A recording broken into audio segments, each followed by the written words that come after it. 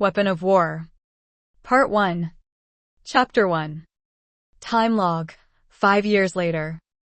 My fellow confidants, there once was a time, not too long ago, where our organization was seen as a joke.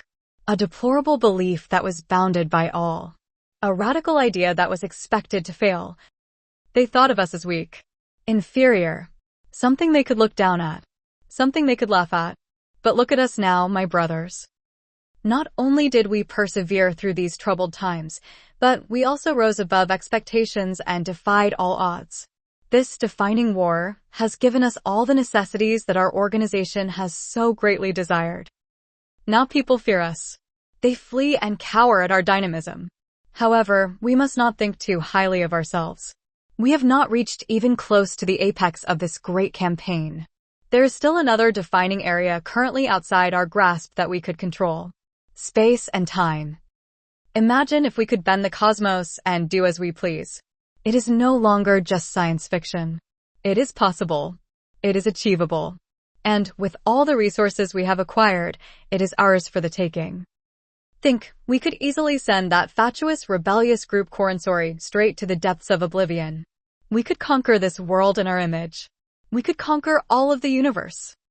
So, my patient followers of this new age, do you believe in what I, your one true speaker, say? This new race, this new way of life, can only happen if we all work together as one chosen unit. To Diadem, he pounded his fist 2 times onto the bureau in front of him, and then placed the palm of his hand horizontally across his forehead. To Diadem, repeated the others around the table, pounding their fists 2 times and returning salute, before standing and applauding. Everyone around the table then sat down, except the speaker who continued his moving speech. There were 24 in attendance at the meeting table, including the speaker. The dark chamber they occupied was a confined room with only one exit. There were no light fixtures in the chamber, albeit from the table which somehow gave off an unnatural emerald glow. The shine was just enough for each person to see the other's face, with a majority of illumination directed towards the speaker. The members varied in both stature of size and official rank, save for 2 commonalities. The first was that each was completely shaven. None had head hair, facial hair, or even eyebrows. Above their eyes, from right to left, was their barcode identification number, or bin. Each man had 6 numbers in their bin, except for the speaker, who had 5. The second commonality was that every man was wearing the same white uniform. There were differences in imprint, most likely to signify rank, but the style of clothing appeared to be identical. Each wore a long white coat, white slacks, white gloves, and white dress shoes. The combination of 24 men in full uniform, with only one exit and little air ventilation, created a stifling, humid climate in the meeting chamber. One of the larger gentlemen grabbed his white handkerchief from his coat and patted his forehead, which glistened in the verdant light. He then grabbed a glass of water and desperately drank it down as his spectacles began to fog. He took them off and rubbed them gently with his sweaty handkerchief, trying to examine them the best he could in the awkward lighting. He raised them up towards the ceiling. Just as he did, he noticed a glare in the vent. However, he didn't say anything. All he did was put his glasses back on and stare. After a few seconds, he came to the conclusion that it was nothing but a trick of the mind, so he looked back towards the speaker and listened attentively. What the fuck is all this bullshit? There was someone in the vent. It was a young man who looked to be around the age of 20 to 25. Tightly packed in his metal coffin, he peered through the slits of the ventilation grill while recording the meeting on a small video device in his left hand. Dust tickled his nose, and his elbows were long past numb, but he kept the camera steady on the speaker's stern and sullen face. The wrinkles on the speaker were exaggerated by the green glow, and the man in the vent felt that he was recording the discovery of some horrible mummy.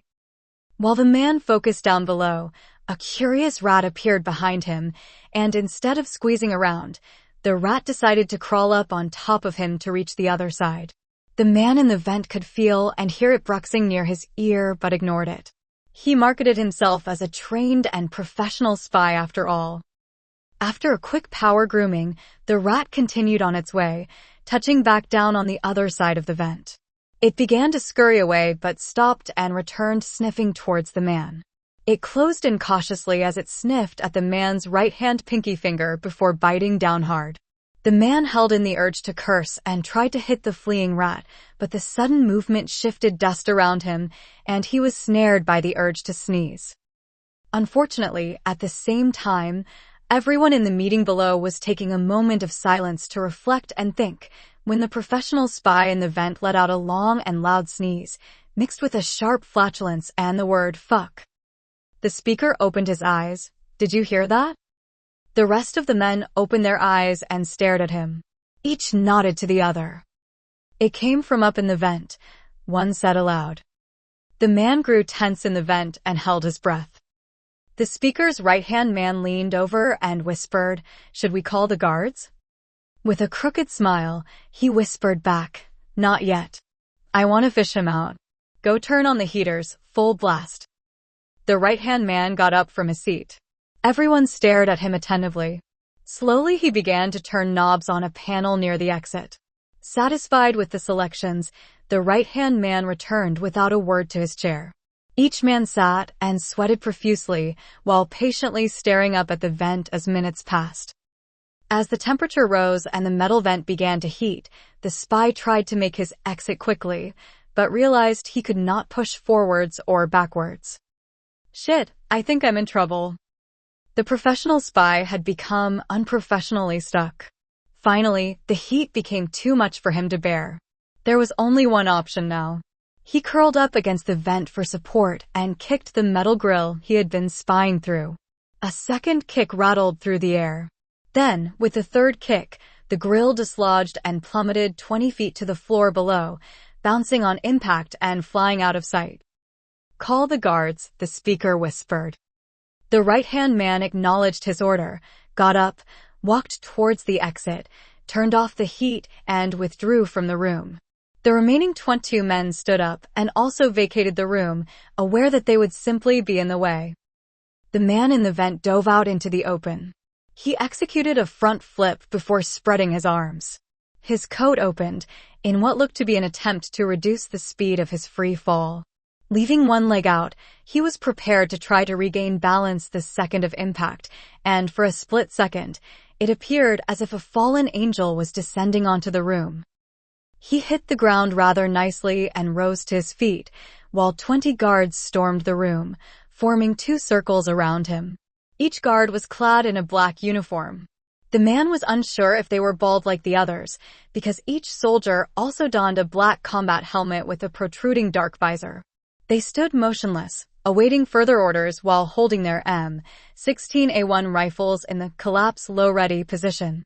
He looked around at them and their weapons and smiled, almost demonically, at the hopeful prospect of carnage. The speaker stepped into the circle without uttering a word or command. He silently examined the trespasser from head to toe. The interloper had dark brown hair that was wild, yet not convoluted.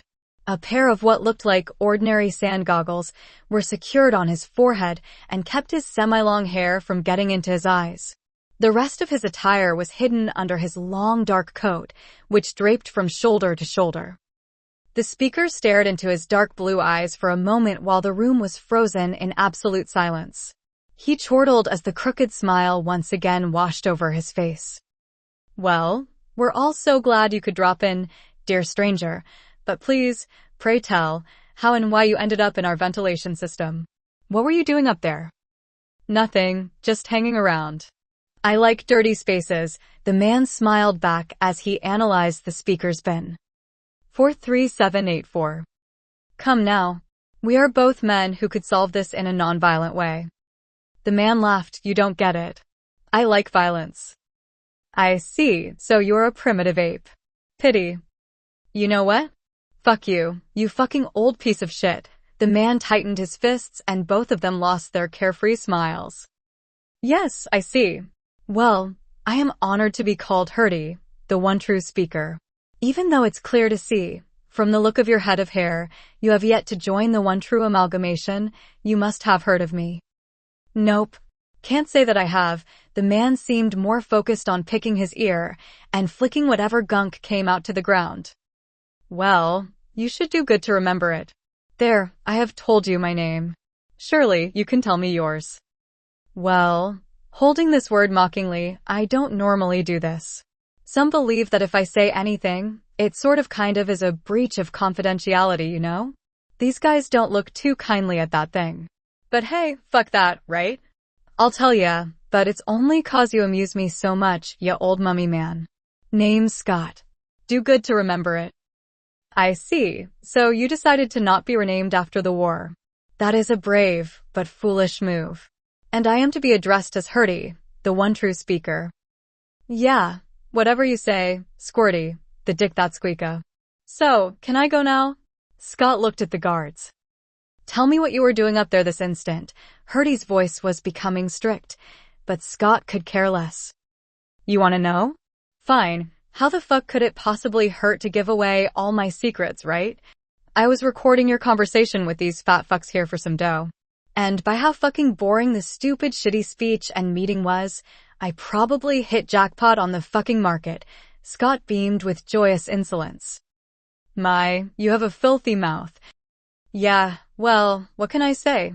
It's just the way I am. I see. Hurdy presented the palm of his hand. Scott, I have a compassionate proposition for you. Give me the recording and we may just let you leave with your life. And if not, the guards here will shoot until I tell them to stop. Hurdy snapped his finger twice in time, signaling, ready up. On the imaginary third beat, in perfect uniformity, each guard braced by bending their knees slightly, pushed the stock of the rifle into their shoulder, slightly rotated the assault rifle to the left while reaching over with their left hand to cock it, brought the weapon back to a vertical position and up to eye level, rested their cheek on the stock, aimed down their sight at Scott, and finished the movement by disengaging the safety with their thumb. This all occurred and was executed exactly as the imaginary fourth beat struck. They waited, frozen with trigger discipline. For safety, the guards could not fire while Hurdy was still in the circle unless he commanded it, or Scott initiated it by brandishing a weapon. You know, I was thinking that was a cool little color guard trick there by the way. I was thinking that I'll actually take option C, getting the fuck out of here with my tape. Scott seamlessly sprinted to the exit side of the circle while finishing his dialogue, catching Hurdy off guard. He jumped effortlessly in the air, and just as he hit his zenith, Scott clicked his heels together. There was a small explosion from the bottom of his boots, which gave him a slight boost and almost propelled him over the second circle. He came down and landed on a guard's face that was looking upwards and quickly bounced off. The explosion, and that Hurdy was no longer a potential casualty, gave the guards permission to engage. They turned around towards the runner and opened fire on him as he escaped through the door. Scott managed to clear the exit without being hit, and the bullets could not pierce through the blast walls that surrounded the room. By casus, find him and kill him. I want to watch his body burn. Now, Hurdy ordered. The guards were now free to sprint after Scott and engage until stopped, but he was already a great deal down the hallway and had gone around a corner. He was not wearing combat armor or maneuvering a two-handed weapon as he ran. Scott couldn't help but notice that the interior of the hall was very dull. Only one color for the ceiling, the walls, and the floor, white. Ello? What's all this then? He muttered to himself with an awkward attempt at what could only be assumed was a British accent of some kind. Scott stopped at a chute. He wasn't sure what it was used for, and it felt so cliché like some poorly written, B-rated story by a teenager, but he could hear the guards approaching and taking aim, so he did the only sensible thing and leapt in face first. He kept gaining speed as he went from floor to floor. It seemed as though the chute was somehow endless.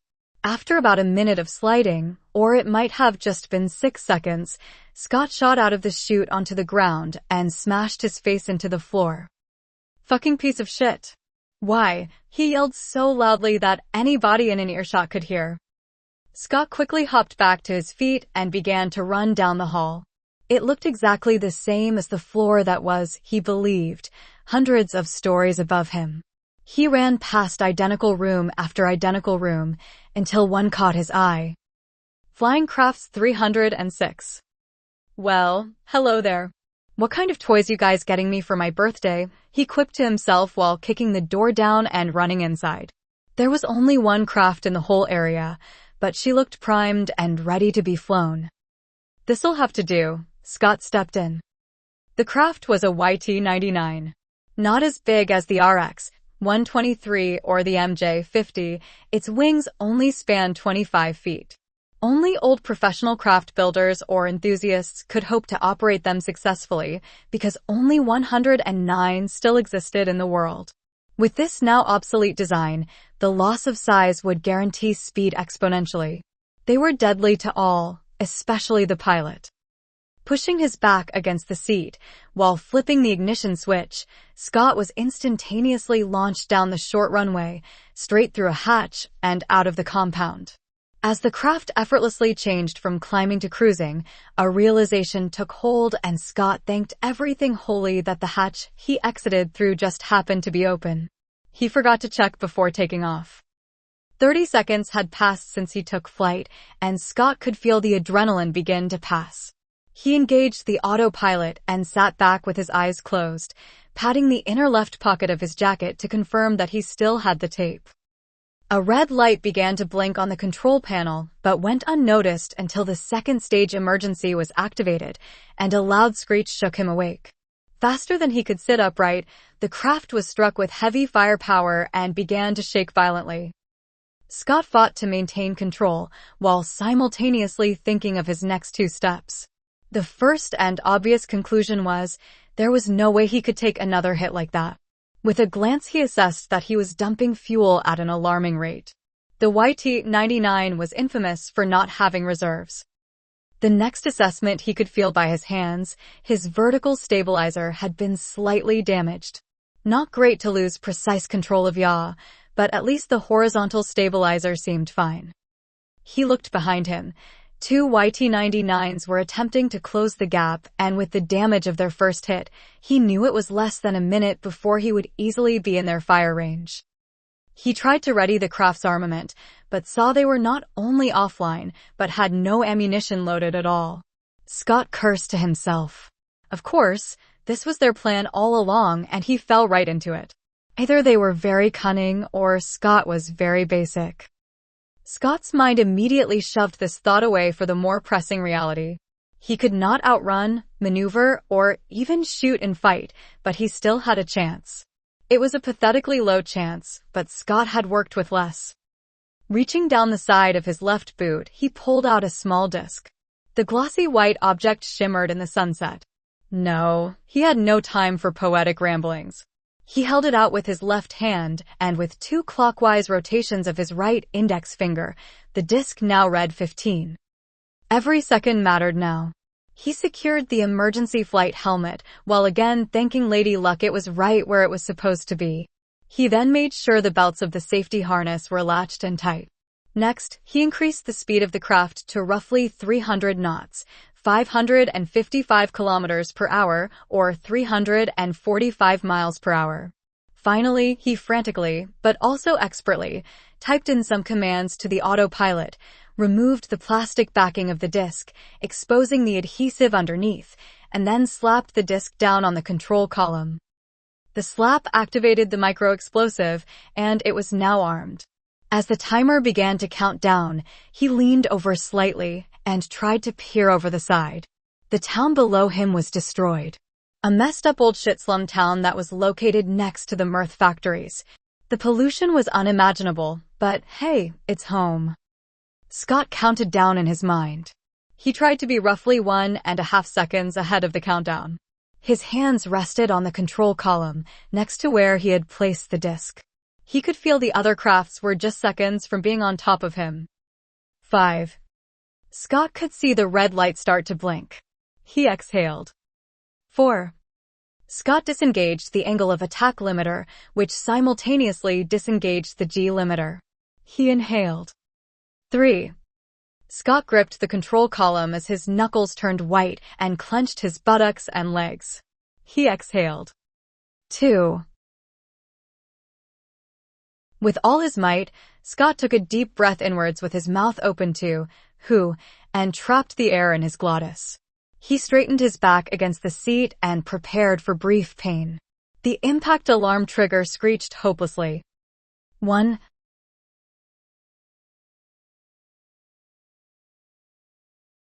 Scott pulled back hard on the control column and watched the angle of attack rise steadily up to 100 degrees. The green interior of the fuselage began to dim only slightly as Scott felt a sudden force of 4G. His aircraft rose in altitude while simultaneously bled speed. For a moment, he felt suspended in air and frozen in time. The missiles, which had been fired at him, careened under his craft and continued forward into the distance. Scott activated the autopilot and let go of the control column. The last preparation. Not exactly the Cobra maneuver that the Swedes or Russians would have been proud to see, but he got what he needed from it. The gap between him and the two pursuers was now closed, and they began to overshoot, caught off guard by this unexpected stunt. His craft began to stall and drop slightly back to the original altitude as the autopilot scrambled to fix his mess. Scott let the air in his throat out with a loud K. He immediately took another breath with his mouth open grabbed the ejector handle with both hands, tightened his glutes and legs again, and yanked the handle, initiating bailout as he prepared his spine and body for true pain. Ejection. The canopy blew off and was instantly jettisoned away. While this occurred, and before Scott's brain could even register, restraints held him in place against the seat, protecting him from losing limbs as his seat shot up the railing and prepared for catapult. The sounds of explosions deafened him. The flash of explosions blinded him. The sudden jerking disoriented him. It was only if Scott regained his senses he would know his plan worked. 0.15 seconds after ejection. Scott was then catapulted from the aircraft at roughly 50 feet, or 15 meters, a second. His body experienced 20 G of force, making him momentarily feel the pressure of 3,800 pounds, or 1,724 kilos, knocking the air out of his body and potentially snapping his spine. He wouldn't know the result for another 2 to 4 seconds. To the two pilots pursuing Scott, they could do nothing but watch him fly off in the opposite direction of their travel. The rockets attached to his seat took over, sending him another 200 feet away from the next step in his plan. 0.5 to 0.52 seconds after ejection. Scott's seat began to decouple itself from his equipment. He and the seat, though no longer attached, still traveled together, away from the crafts, until Scott's parachute automatically released. 2.5 seconds after ejection. Being under 15,000 feet, the drogue parachute did not deploy. The main parachute fully opened, and Scott was finally lifted out of his seat, which at this point had begun its descent to Earth. Scott's vision was the first sense to return, and he could see 3 blurry objects tangled in an inferno. His sense of sound followed soon after, and he could hear the fiery wreckage exploding as all 3 crafts plunged to the ground below. Then, Scott could feel the heat of the explosion fade away. Lastly, Scott could smell, and even taste the smoke which he knew would linger in his clothes. He checked that he could move his arms and kick his legs, and then took control of the parachute, maneuvering it to a motel nearby. He was relieved that even this part had timed out just as he had planned. As he glided, he wished he could have somehow kept the YT-99, but maybe someday. There should still be 106 chances left. The approach to his destination was well calculated, and he was well prepared. However, due to the previous events, he was unable to control his landing properly, and he hit the ground, knocking the wind out of him as he rolled to a stop. He mumbled whatever words, curse or not, that came to mind as his body slowly regained control. Scott got to his feet, detached his parachute, and threw off the helmet he had forgotten he was wearing. He patted and brushed dirt off his coat, brushed his hands on his pants, and did small jumps while slapping himself in the face slightly. Then he walked forward and through the door of the stairwell, stopping only for a moment to check the tape. He still had it, and as if by magic, both of them were somehow still in one piece. He quickly walked down 3 flights of stairs until he reached the 2nd floor from the bottom. Slowly walking past the rooms, he examined the numbers till he stopped at room 208. He knocked 3 times in succession, waited, then knocked 3 times again. There was no answer. He knocked again on the door with the same pattern. Again, there was no answer. He began to just pound on the door. "Hey Charlie, it's me. Open the door." No answer. God damn it. He tried the knob, but it was locked. He kicked the door in frustration and turned around, running his hands down his face with a long exhale. The fuck is he doing? Taking a shit? As he turned to go down the hallway towards the front desk, the door opened slightly with a soft creak. Puzzled, Scott opened it slowly with his left hand. As the light from the hall permeated the residence, Scott could see that there had been some kind of altercation. Charlie's books were ripped apart, near a bookshelf that was knocked over. The 2 beds and their pillows were stabbed at and ripped to shreds. The television was shot at and thrown across the room. The desk, which held valuable information, was flipped over and all of its contents were strewn onto the floor. "Fuck," Scott whispered. "Charlie? You in here?" Scott flipped the light switch. It did not respond. Scott entered as he drew his secondary and began searching for his partner.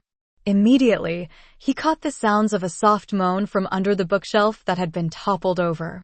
He holstered his weapon and lifted the heavy object back into a standing position. His partner laid motionless on the ground, still slightly buried by books and pages. Scott knelt down, removed all the clutter, and quickly assessed the situation. Even in the limited lighting, he could see Charlie's rich, long blonde hair was soaked in blood. His green eyes were swollen and black. His shirt had been violently ripped off and was by his side. There was a gunshot wound in his left leg and right shoulder. He had various bruises covering his face and chest. Also on his chest was a long diagonal cut which slowly let out blood. He had been tortured and left for dead. "Shit. Charlie." Scott touched him. He was still alive, but very cold and probably wouldn't make it to the next hour without help. Scott was about to take off his coat to cover his friend when he heard a sound come from behind him. A shadow emerged from the closet. As it stepped into frame, the ambient light revealed a stocky man with a Glock 17 gripped in his hand. Scott could smell the gunpowder and knew instantly that this was the culprit responsible for Charlie's wounds. Pathetic fool didn't even put up a fight. "I wish all jobs were this easy." The man had a deep, throaty voice. His platinum blonde hair seemed to radiate a light of its own, and his dark brown eyes squinted at Scott, as though he was looking at the sun in the darkness. For a moment they silently glared at one another, but Scott knew he didn't have time for games. "You're going to pay for what you did here." Scott's voice darkened unnaturally. As if possessed, he lost all expression and seemed to mystically rise from his knees to feet while rotating towards the intruder. "Really? I would like to see you do that. Or are you just another baby?" The man shot at Scott. The bullet missed and struck the bookshelf, possibly a warning shot to test his fear. Scott remained motionless. His eyes locked solely on his target. A deep velvet red erupted from the lower half of his pupils, while the pure blue of his irises fogged and grayed. "I see, so you aren't a coward. Good, this will be fun." He put his gun up again. Scott could tell this one wouldn't miss. The bullet shot off, and Scott dodged it with ease. It shattered a window as it flew out of the room. The man clenched his jaw in frustration. He shot off another and another, but Scott dodged them all until the magazine was empty and the gun clicked helplessly. He looked at Scott in fear. "What the fuck are you?" He tried to reload his gun, while the color drained from his face. "The last person you will ever see." Scott unleashed his weapon. Scott owned and typically used a primary and secondary weapon. His primary was a Magnum Desert Eagle Mark I, a gift from his grandfather on his 18th birthday. His secondary was a cult government, which he had purchased during his expedition back to the West Coast. However, both guns were still in their holsters. No, this was something entirely different. This revolver emitted a deep red color which filled the room, and somehow seemed to be attached to the inside of Scott's arm, possibly to assist with aim. Scott shot off all 6 rounds in a single moment. The gun made no discernible sound as it fired, but the vibrations shook the walls. Then, as quickly as he had taken it out from hiding, he put it back in a holster somewhere under his coat, and it uncoupled from his arm. The man looked at himself, then confusingly at Scott, and then began to laugh. "I cannot believe you just missed, you fucking hack." The intruder finished loading his gun and began to lift it towards Scott. "Did I?" The demonic grin had returned.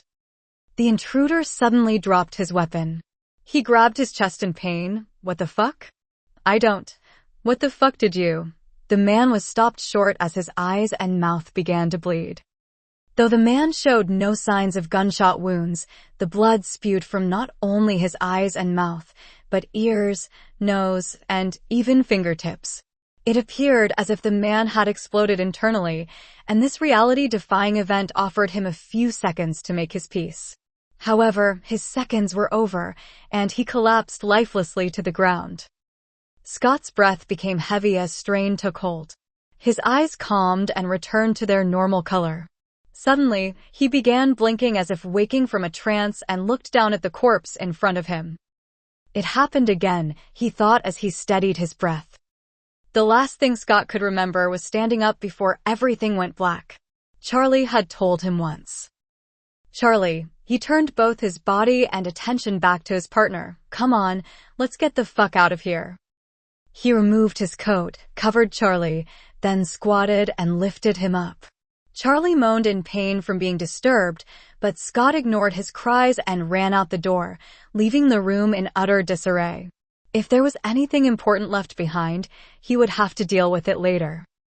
Without his coat, and in the hall lighting, it was possible to see that Scott wore a black short-sleeved turtleneck, which clung tightly to his body.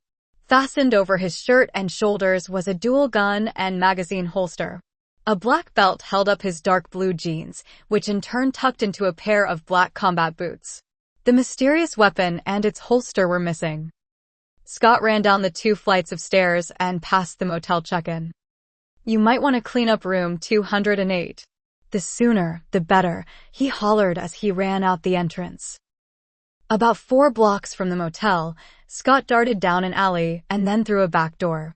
The door had a message that read, "Go around," not an entrance to the Black Bird. Scott gave no fucks and unlocked the door by pushing the knob in, then pulling it out, then dragging it up, and finally pushing it back in. It made no sense, but it worked. The door opened to a small break room. He grabbed a tarp that covered a small table and shook it the best he could, while turning left and going up a flight of stairs. Ignoring the first door on his right, he opened the second. Inside to his left was a twin bed, and to his right was an old beat-up, but surprisingly comfortable couch. The walls, which were once navy blue, had turned black and flaked from age and neglect. Books about romance and adventure were stacked in the far left corner on top of a desk. On the same desk was a mirror, which reflected a young woman with pure black hair. She sat with her back to the door and was unaware of Scott's presence. She hummed gently to herself while listening to music and brushing her hair. Scott rolled his eyes at her and draped the tarp over the couch before putting Charlie down. Charlie moaned in pain. The young woman, who was lost in thought, obliviously continued to hum and brush her hair. Scott rolled his eyes again and sighed. He stood up, walked back to the doorway, turned back to the girl, placed his right hand behind him, and proceeded to slam the door as he walked straight towards her. Finally, alerted by the sound and startled by the man she now saw in the reflection, she spun around and was about to scream when Scott placed his right hand over her mouth. He raised the index finger of his left hand to his lip and mimed, "Shush." Her muffled scream transitioned into a bloodthirsty growl as she registered who he was. She slapped his hand out of her face and turned red. Ripping her earbuds out, She stood up and pointed her brush at him like a weapon. These were all reasonable responses. She couldn't believe he would scare her like this, and to top it off, she was currently topless. Lou, shut up. They're just tits, and it's just me and Charlie. The fuck, Scott? You scared the shit out of me. Are you aware that there's this new invention called knocking and waiting before you enter a woman's room? Lou asked sarcastically. I know, smartass, but I also know you. At least I put a tarp down. Scott walked back towards Charlie. Her anger dissipated as her gaze followed him to the couch. Holy shit, what happened? I don't know. There must have been a struggle, but I wasn't there. Scott withheld the confrontation and shoot out from her. Can you just help him, please? Course. She cleared off the desk and dragged it into the middle of the room. Scott understood and picked up Charlie. Lou grabbed the bloody tarp and put it on the desk as Scott laid him down. He then backed away to give her room. Lou took a moment to look at Charlie's wounds as she put her finger to her chin to think. So, you're gonna help him with no shirt on, eh? I can get behind this. Kind of makes me wish I was the one who got shot. Scott genuinely smiled with his eyes. Lou looked down and remembered that she was, in fact, still topless.